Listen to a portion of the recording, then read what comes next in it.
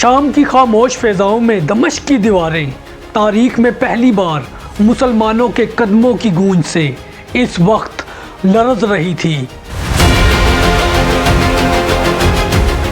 ایک طرف حضرت ابو عبیدہ رضی اللہ تعالی عنہ کا پرسکون نورانی چہرہ اور دوسری جانب رومن امپائر کا سب سے مضبوط شہر دمشق۔ مسلمانوں نے رات کی تاریکی میں اس شہر کی ایسی گھیرا بندی کی کہ رومیوں کو سانس لینا بھی مشکل ہو گیا۔ ہر صبح رومی مجاہدین پر تیر برساتے، مگر مسلمانوں کا یقین، جذبہ اور حوصلہ پہلے سے زیادہ روشن ہو جاتا۔ پھر وہ لمحہ آیا جب رومن امپائر کا فخر دمشق حضرت ابو عبیدہ رضی اللہ تعالی عنہ کی حکمت کے سامنے جھکنے پر مجبور ہو گیا۔ یہ صرف ایک فتح نہیں تھی، یہ ایمان، صبر، جرت اور اللہ پر بھروسے کی ایسی جیت تھی جس نے تاریخ کا رخ بدل دیا۔ تو دوستو، اگر آپ اس جنگ یعنی فتح دمشق کی لمحہ بہ لمحہ صورتحال اور کیسے مجاہدین نے دمشق کو فتح کیا، تو یہ سب اس ویڈیو میں۔ دوستو، دمشق رومن امپائر کا دل تھا، شام کا سب سے مضبوط قلعہ اور وہ دروازہ جس کے کھلتے ہی پورا شام مسلمانوں کے قدموں میں اب آ سکتا تھا۔ حضرت خالد بن ولید رضی اللہ تعالی عنہ کی مسلسل فتوحات نے رومی سلطنت کو ہلا کر رکھ دیا تھا، مگر ابو عبیدہ رضی اللہ تعالی عنہ کے پرسکون فہم و فراست سے بھرپور ہاتھوں میں شام کی قیادت تھی۔ مدینے سے حکم آیا تھا دمشق کو اللہ کے نام پر فتح کرو، مگر اس شہر کے بے گناہوں کو امان دینا نہ بھولنا۔ یہ وہ لمحہ تھا جب پورا اسلامی لشکر ایمان کی حرارت اور عزم کی بجلی لیے دمشق کی سرحدوں پر آ کھڑا ہوا۔ رومی فوج سامان جنگ، تیر انداز، گھڑ سوار، پتھر پھینکنے والی منجیقیں سب تیار کر چکی تھی۔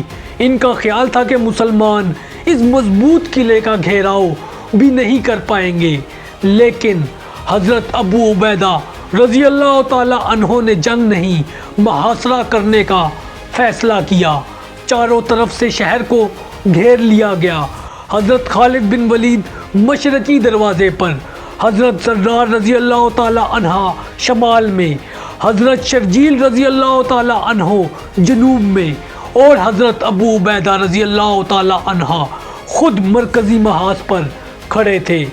ہر سپاہی جانتا تھا کہ یہ صرف شہر نہیں بلکہ پورے شام کی کنجی ہے، اور یوں دمشق کے اوپر ایک ایسی خاموشی اور فیصلہ کن فضا قائم ہوئی جیسے تاریخ اپنی سانس روک کر اگلے لمحے کا انتظار کر رہی ہو۔ دوستو، جنگ کے دن دمشق کی فصیلوں پر رومن پہرے داروں نے صبح کی پہلی کرن کے ساتھ دیکھا کہ مسلمانوں کا لشکر خاموشی کے ساتھ اپنی صفیں مضبوط کر رہا ہے۔ کوئی شور نہ تھا، نہ نعرہ، بس ایک ایسی سنجیدگی جو بڑے طوفان کی اس وقت خبر دے رہی تھی۔ حضرت ابو عبیدہ رضی اللہ تعالی عنہ نے سب کمانڈروں کو اپنے پاس بلایا۔ آج ہم حملہ نہیں کریں گے، ہم ان کے دلوں پر پہلا وار انتظار سے کریں گے۔ رومن فوج حیران تھی کہ مسلمان کب حملہ کریں گے۔ سورج اوپر چڑھنے لگا، گرمی بڑھتی گئی، مگر مسلمانوں کی صفیں وہیں کھڑی رہی۔ رومی توپچیوں نے پہلا پتھر مسلمانوں کی صفوں کی طرف پھینکا اور یوں جنگ کا آغاز ہو گیا۔ اب حضرت خالد بن ولید رضی اللہ تعالی عنہ نے اپنا گھوڑا آگے کیا اور آگے بڑھتے ہوئے للکارا، صفیں مضبوط رکھو، ان کے تیر آنے دو۔ پتھر اور تیروں کی بارش مسلمانوں پر شروع ہوئی۔ مسلمان ڈھالے جوڑ کر ایک دیوار بن گئے۔ جیسے ہی رومی دستے فصیلوں سے اتر کر باہر کی طرف بڑھے، حضرت خالد بن ولید رضی اللہ تعالی عنہ نے برق رفتار حکم دیا، اب بڑھو، ان کی پہلی صف کو توڑ دو۔ حضرت زرار رضی اللہ تعالی عنہ زبردست للکار کے ساتھ آگے بڑھے۔ دھول میدان جنگ میں اڑنے لگی، تلواریں ٹکرانے لگی اور دمشق کی سرزمین نے پہلی بار مسلمانوں کی شمشیروں کی چمک دیکھی۔ رومی حیران رہ گئے کہ چند لمحہ پہلے خاموش رہنے والا لشکر اب آندھی کی طرح ان کی پہلی صفیں روند رہا ہے۔ اب حضرت ابو عبیدہ رضی اللہ تعالیٰ عنہ کا حکم ہر سپاہی کے کان میں گونج رہا تھا، بے گناہوں پر ہاتھ نہ اٹھانا، صرف جنگ کرنے والوں کا مقابلہ کرنا۔ اب رومیوں نے دوسری بار منجیقیں چلائی اور اپنی بھاری ذرائع بختر والے دستے میدان میں اتارے، مگر مسلمانوں کی پہلی جھڑپ اپنی رفتار اور نظم میں اتنی مضبوط اور طاقتور تھی کہ رومی فوراً پیچھے ہٹنے پر مجبور ہو گئے۔ یہ صرف جنگ کا آغاز تھا، مگر دمشق کے دروازے پہلی جھڑپ میں ہی لرز چکے تھے۔ دمشق کی فصیلوں پر رومی سپہ سالار تھوماس پریشان کھڑا تھا۔ پہلی جھڑپ نے اس کی امیدیں مکمل ہلا دی تھی۔ اس نے فوراً شہر کے اندر سے تازہ دم دستے منگوائے، فصیلوں پر جنگی ڈھول بجنے لگے اور رومن فوج ایک بھرپور جوابی حملے کی تیاری کرنے لگی۔ اب حضرت ابو عبیدہ رضی اللہ تعالیٰ عنہ نے دور سے شہر کے حالات کا جائزہ لیا اور خاموشی سے حضرت خالد بن ولید رضی اللہ تعالیٰ عنہ کی طرف دیکھا۔ دونوں مجاہدین کے درمیان صرف ایک نظر کا اشارہ ہوا اور فیصلے کی گھڑی شروع ہو گئی۔ خالد بن ولید فوراً اپنے تیز رفتار گھڑ سوار دستے کے ساتھ آگے بڑھے۔ میدان جنگ میں دھول اڑنے لگی، گھوڑوں کی ٹاپیں گونجنے لگی اور مسلمانوں کی تیروں کی بارش رومن صفوں کو بکھیرنے لگی۔ حضرت زرار رضی اللہ تعالیٰ عنہ کا دستہ دائیں جانب سے اچانک ابھرا اور رومیوں کے تیر اندازوں کو کاٹتا ہوا آگے بڑھنے لگا۔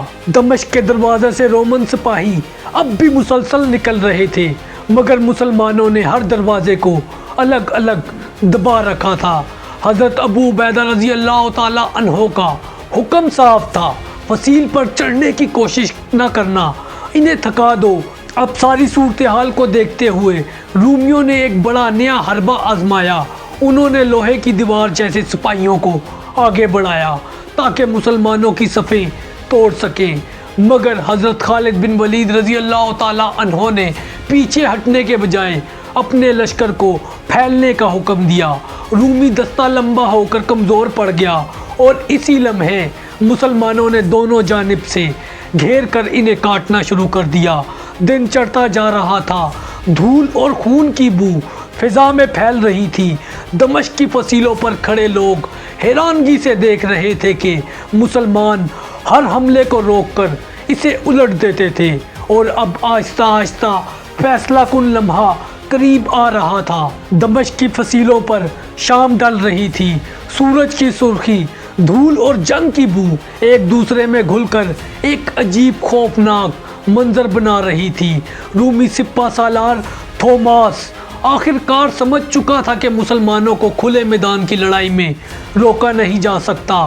اس نے آخری فیصلہ کن حملے کی تیاری کا حکم دیا، ایک ایسا حملہ جس میں شہر کے بہترین تیر انداز، بھاری ذرائع بختر والے سپاہی اور گھڑ سوار سب ایک ساتھ میدان میں اتارے جانے تھے، مگر مسلمانوں کا ہر کمانڈر اپنے مقام پر تیار کھڑا تھا۔ حضرت ابو عبیدہ نے سب محاذوں کا جائزہ لیا اور دعا کے بعد ایک فیصلہ کن حکم جاری کیا، آج رات ان کے حوصلے توڑ دو اور ان کے دروازے بند کر دو تاکہ وہ خود اپنے شہر کی طرف بھاگنے پر مجبور ہوں۔ اب حضرت خالد بن ولید نے اپنے مخصوص طوفانی انداز میں حملے کی ترتیب اچانک بدل دی۔ انہوں نے پہلے ہلکے سوار دستے آگے بھیجے تاکہ رومیوں کے بھاری سپاہی اپنی جگہ سے ہٹیں اور فاصلہ ٹوٹ جائے۔ اب جیسے ہی رومی آگے بڑھے، حضرت خالد بن ولید نے پیچھے سے اپنے تیز رفتار گھڑ سواروں کو حکم دیا جو بائیں جانب سے تیزی سے گھوم کر رومی صفوں کے پہلو میں جا ٹکرائیں۔ دمشق کے باہر میدان میں ایک لمحے کے لیے صرف گردنیں جھکتی اور ذرائیں ٹکراتی دکھائی دے رہی تھی۔ حضرت خالد بن ولید رضی اللہ تعالیٰ عنہ کی للکار دور تک اس وقت سنائی دے رہی تھی، صفیں ٹوٹنے نہ پائے، حملہ سیدھا ان کے دل پر کرو۔ اب حضرت زرار رضی اللہ تعالیٰ عنہ نے ایک چھاپا مار حملے میں رومی تیر اندازوں کی کمر مکمل توڑ دی۔ ان کے ہٹتے ہی رومی فوج بے ترتیب ہونے لگی۔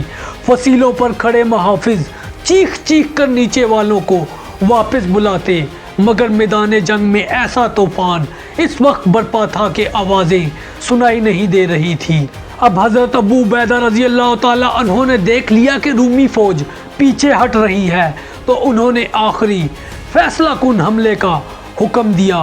اب آگے بڑھو، انہیں شہر کے دروازے تک دھکیل دو۔ اس کے ساتھ ہی مسلمانوں کا لشکر بجلی کی گرج کی طرح آگے کی طرف بڑھا، رومی دروازوں کی طرف بھاگنے لگے، مگر اندر سے لوگ خوف کے مارے دروازے بند کر چکے تھے۔ دوستو اب دروازوں کے باہر رومی فوج کے سپاہی پھنس گئے، آگے موت اور پیچھے بند شہر تھا۔ اب حضرت خالد بن ولید رضی اللہ تعالیٰ عنہ نے اپنی تلوار بلند کرتے ہوئے آخری حملہ کیا۔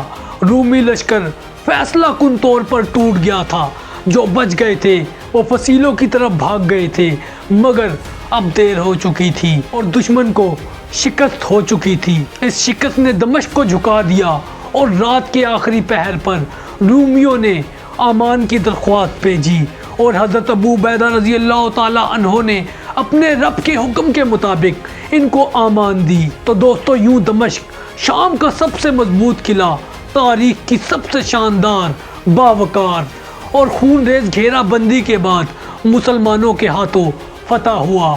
یہ فتح اسلام کی تھی اور اس فتح نے مسلمانوں کے لیے شام کے دروازے کھول دیے تھے۔